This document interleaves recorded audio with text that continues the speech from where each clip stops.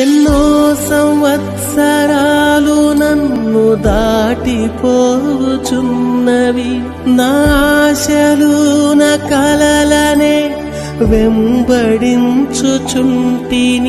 ఫలాలు లేని వృక్షము వలె ఎదిగిపోతిని, ఏనాడు కూలిపోదునో ఎరుగకుంటిని.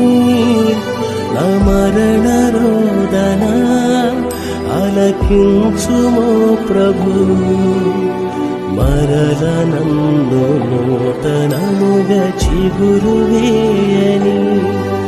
నా బ్రతుకు దినములు లెక్కింపనేర్పుము